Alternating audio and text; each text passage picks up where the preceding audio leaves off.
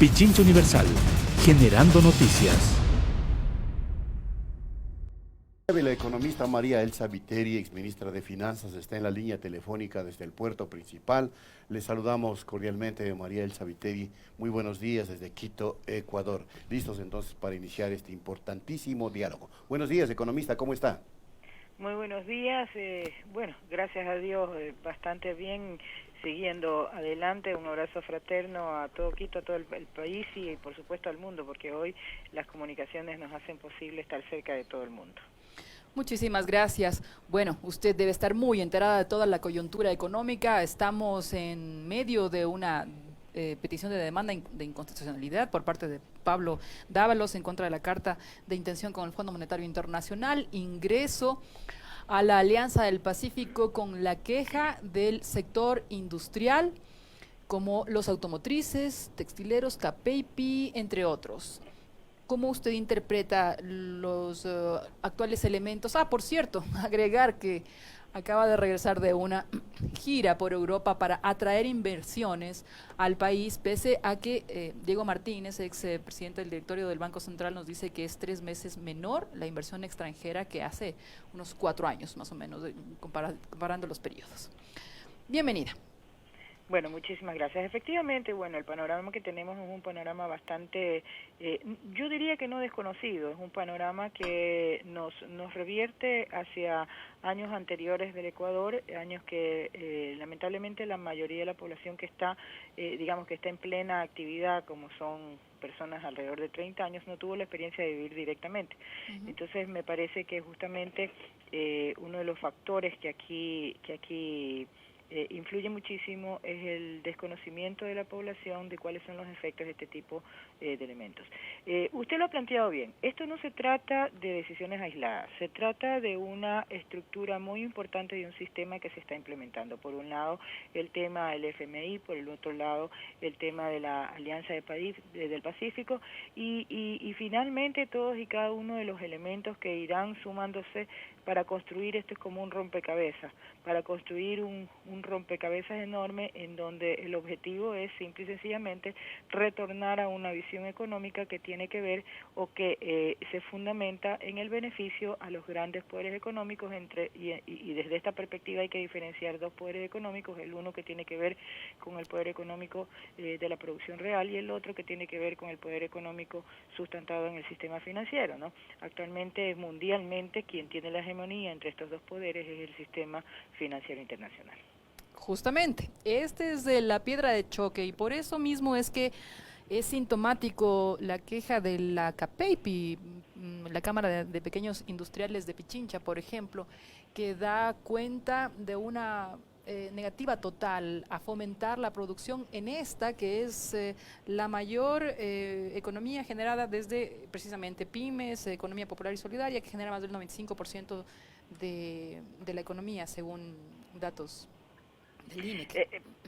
Sí, o sea, precisamente, justamente, mira, uno de los argumentos, digamos, de cara a la ciudadanía, porque hay que decirlo, ¿no? Aquí, evidentemente, se trata de que la ciudadanía tome partido por uno u otro, entonces se lanzan argumentos que evidentemente atraen a la población o atraen a los sectores, a los distintos sectores para dar su visto bueno o ponernos en una posición de elegir entre una u otra posición. Y uno de los argumentos más importantes que se manejan en este tipo de acciones y concretamente en el caso de la Alianza por el Pacífico es el famoso la famosa ventaja que vamos a tener supuestamente los consumidores al tener variados productos y a precios más económicos amparados en una supuesta ineficiencia del sector productivo ecuatoriano y una falta de competitividad que, dicho sea de paso, solamente se mide desde la perspectiva de a lo mejor sí un costo un poco más alto de la mano de obra, pero que no se mide el hecho de que lo paupérrimo que puede ser la mano de obra en los países que están compitiendo sin que eso signifique que el nuestro sea un costo adecuado desde el punto de vista de lograr un bienestar para los asalariados. Entonces vamos a ver, lo que nos dicen es, no es justo que el consumidor pague más, bueno, una serie de claro, elementos de esta naturaleza. Lo que hay que entender es que el consumidor no se maneja solo y que al consumidor no le llegan sus ingresos para poder consumir independientemente de lo que ocurra en la economía. Es decir, mañana, ¿de qué nos va a servir poder haber comprado un día u otro un bien más barato si al día siguiente no vamos a tener ingresos para comprarlo? Porque ese es el efecto que va a tener. El efecto que va a tener es directamente sobre no solamente los niveles de salario, sino la inexistencia del salario, porque va a generar un gran desempleo en la economía. Ya, Hay que entender, perdone hay que que, hay, sí, solamente, por favor. solamente Por favor, concluyo, disculpe. hay que entender que todo, digamos, todo el desarrollo de la economía y el fortalecimiento de la economía viene primero por un fortalecimiento de una industria que efectivamente no ha sido a lo mejor la que ha dado mayores respuestas en cuestiones de eficiencia, pero que lo que hay que atacar es eso, ¿no? Sí, mil disculpas por haberle interrumpido, pero No, tranquila, justamente tranquila. en la línea de lo que usted está diciéndonos, estimada economista, cuando hay voces ni siquiera de gran disidencia, sino de pequeña disidencia, en este caso la Cámara de Industria Automotriz junto con CAPEIP y Fedimetal, mostraron su preocupación, ni siquiera antagonismo, oposición, rechazo, demanda de inconstitucionalidad, preocupación por el proceso de ingreso a la Alianza del Pacífico, y sin embargo se ganaron todo el rechazo de las cámaras de comercio, que por cierto están digamos, acaparando la opinión gremial, porque yo no he visto a ninguna CIP, ninguna Cámara de Industrias que salga al paso de defender la producción, pero las cámaras de comercio de inmediato les dicen, a ver, se acabó el proteccionismo, compitan. Y por otro lado, portales como Cuatro Pelagatos de inmediato les acusan de enemigos de la apertura comercial o de la libertad comercial. A ver, yo creo que aquí hay que estar claros, y creo que eso en ese sentido el pueblo ecuatoriano y los ciudadanos estamos conscientes de que más allá de existir un sistema de información, lo que tenemos es un sistema de desinformación y en algunos casos, evidentemente, un sistema mediático que apoya ciertas visiones, no solamente económicas, sino también políticas, ¿no, verdad? Es obvio que van a ser detractores aquellos sectores de la producción real. ¿Por qué? Porque quienes se benefician o quienes, y por eso lo apoyan, son el área comercial. Y no es que los comerciantes sean un sector indeseado, digámoslo así, o que sean malos. No, el problema es que tiene que haber un equilibrio. Y aquí lo que está en juego es más allá los resultados de ese tipo de acciones y de esos desequilibrios internos o no equilibrios dentro de todo el sistema productivo y toda la clasificación productiva. ¿Por qué?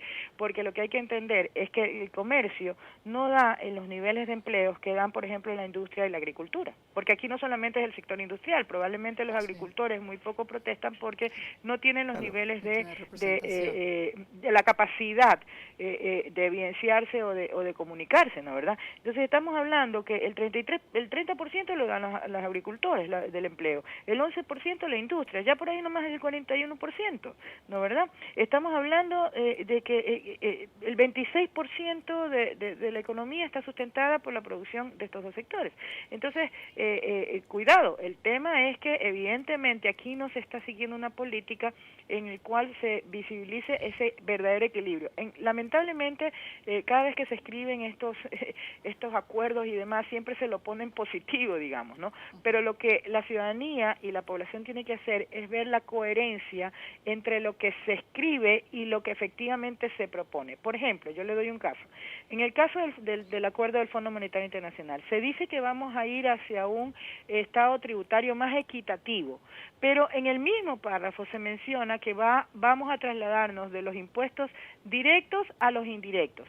No hay más inequidad que los impuestos indirectos. Claro. Es decir, en el mismo documento, entonces, ¿qué pasa? Por supuesto, digamos, como es discrecional y como es algo no tangible, digamos, es algo, insisto, una discrecionalidad el interpretar sí o no, porque mañana, como yo lo dije en algún medio amigo, aquí se trata de que el pueblo ecuatoriano descubra en cuáles son las opiniones ignorantes de las malintencionadas. ¿no? Entonces hay opiniones que lamentablemente nos inducen al error y que justamente cómo va a ser posible que en el mismo párrafo en donde hablan del mismo instrumento puedan evidenciarse que los instrumentos no están acorde con el objetivo, pues. Ahora, entonces ese es el problema, ¿no? Ahora, por otro lado, fíjese usted que a mí también me causa, uno de los gravísimos problemas que tenemos también es que un poco en el Ecuador se está dando una idea de que cuando me apoyas entonces eres bueno y cuando no me apoyas eres malo. Entonces, por ejemplo, hay analistas económicos que siendo parte de toda esta falsedad de análisis, digámoslo así, hoy efectivamente están protestando, ¿no, verdad?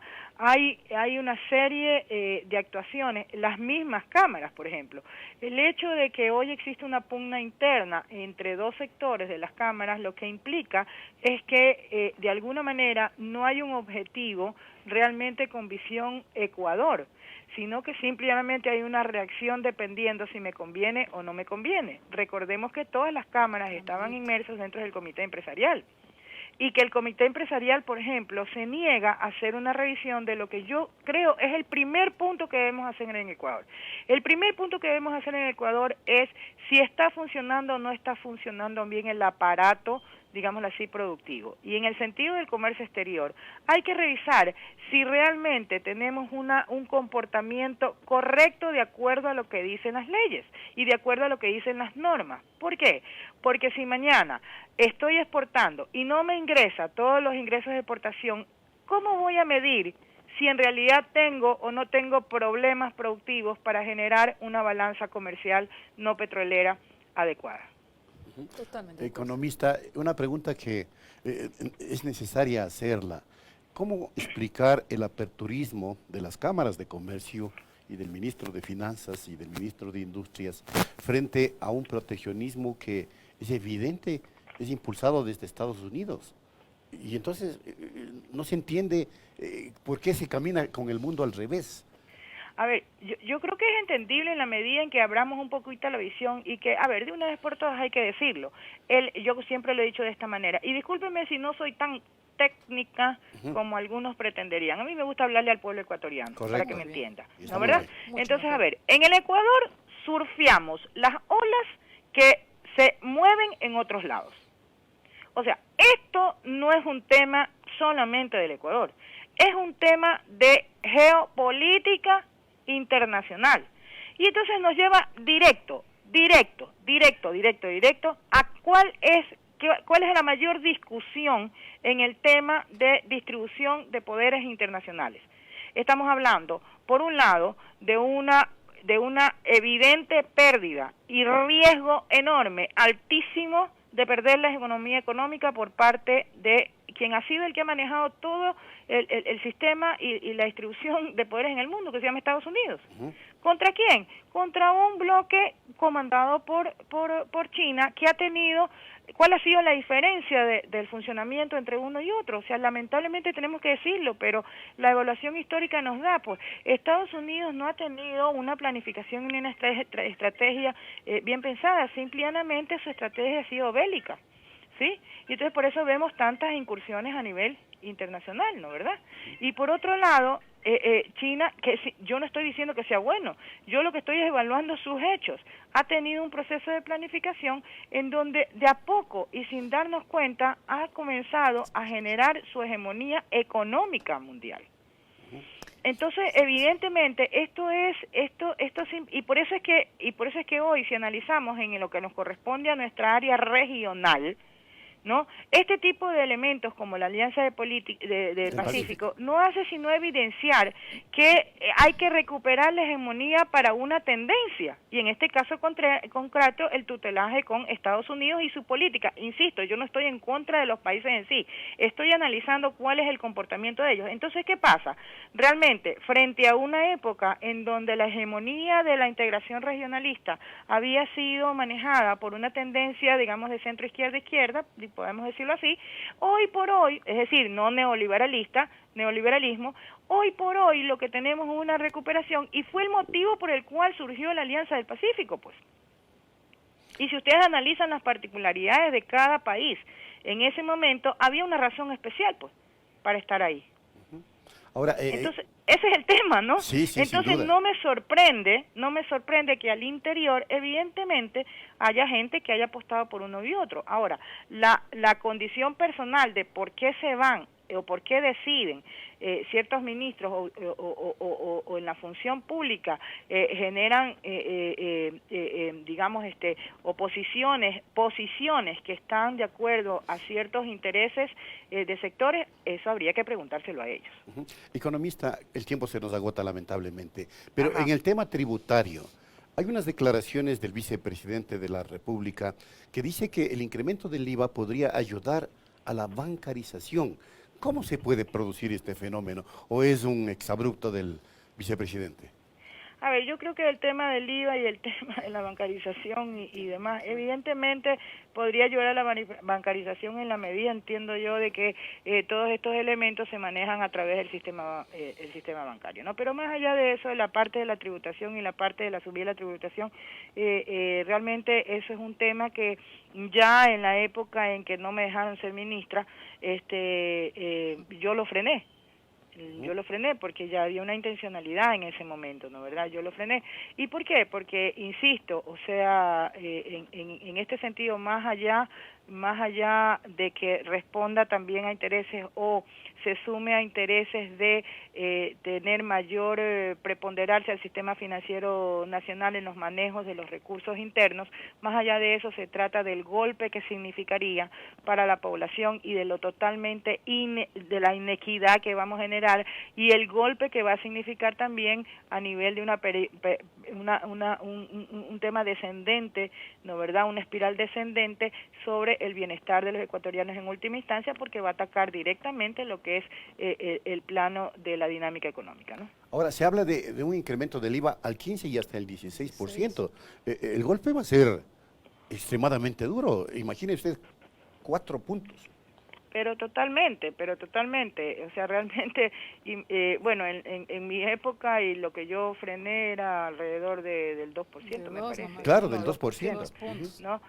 Pero sea 1 o 2%, recordemos que ya en algún momento evidenciamos que, o sea, ¿qué significa subir los impuestos? Significa tener menor posibilidades de consumir, o sea, restarle poder adquisitivo a la gente, ¿no, verdad?